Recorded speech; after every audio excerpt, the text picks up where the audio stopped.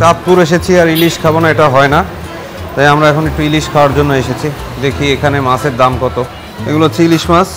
মূলত এখন ইলিশের সিজন নয়, এই কারণে আসলে পর্যাপ্ত পরিমাণে ইলিশ নেই, এবং যেগুলো আছে সাইজে খুব ছোট। ভাই এগুলো কত করে? এগুলো হচ্ছে 250 টাকা পিস। দামও অনেক বেশি, মূলত ইলিশ না থাকার কারণেই দামটা অনেক বেশি। আচ্ছা এইটা দেন আমার। অবশেষে আমাদের ইলিশ চলে এসেছে। এখানে ফ্রেঞ্চ ফ্রাই দেওয়া হয়েছে। এগুলো কি ফ্রেঞ্চ ফ্রাই? আসলে বোঝা যাচ্ছে না কি এগুলো।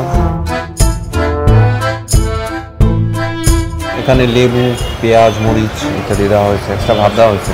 এই হচ্ছে আমাদের সেই বিখ্যাত ইলিশ। এটা কি ভর্তা? এর সাথে আমাকে লেজ ভর্তা, নেজ ভর্তা দেওয়া হয়েছে, ইলিশে ডাল দেওয়া হয়েছে। আসলে চাঁদপুর মানেই মানুষ ভাবে ইলিশ, কিন্তু মূলত এখানকার নদীতে কিন্তু বড় ইলিশ পাওয়া যায় না। এখানকার নদীতে ছোট ছোট ইলিশ পাওয়া যায়। আর মূলত বরিশাল অঞ্চল থেকে বা পটুয়াখালীর ওই অঞ্চল থেকে বড় বড় ইলিশগুলো এখানে আমদানি করা হয়। এমনকি আপনারা শুনলে অবাক হবেন যে পদ্মার রিসোর্টে বা পদ্মার ওইদিকে মাওয়াঘাটে যেসব ইলিশ পাওয়া যায় ওগুলোও কিন্তু পদ্মার ইলিশ নয়, ওগুলো ওই অঞ্চল থেকে আমদানি হয়। আসলে মূলত ওই পদ্মা নদীর এই খরস্রোতা অংশতে খুব ছোট ছোট ইলিশ পাওয়া যায়, আর বড় ইলিশগুলো ওই বরিশাল পটুয়াখালীর ওইদিকে নদীতে পাওয়া যায়। তো খেয়ে দেখি আসলে মাছটার কোয়ালিটি কেমন।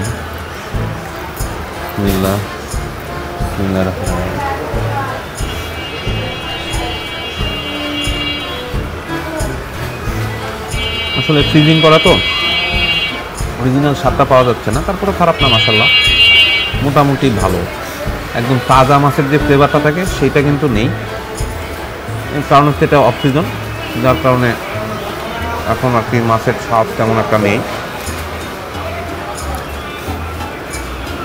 আমি একটু ভর্তাটা খেয়ে দেখি।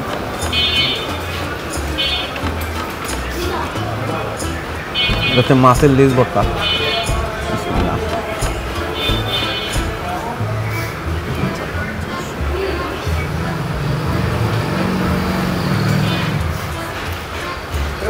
মোটামুটি ভালো।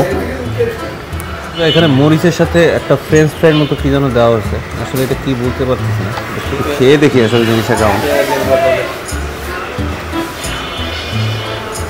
কি আসলে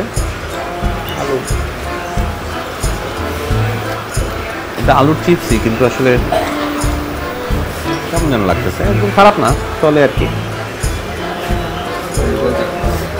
চললেও চালিয়ে দিই। মানে মাছ আসলে বাসি, অনেকটা সিলভার কাপের মতো টেস্ট। ইলিশ খাচ্ছি সেটা বোঝা যাচ্ছে না। আসলে পদ্মার পাড়ে এসে যদি আপনারা তাজা ইলিশ না খান, তাহলে ইলিশ খাওয়া আর না খাওয়া একই কথা। ফ্রেশ ইলিশটার যে স্বাদ থাকে, আর বাসি ইলিশ খাওয়া এর চেয়ে বাইক।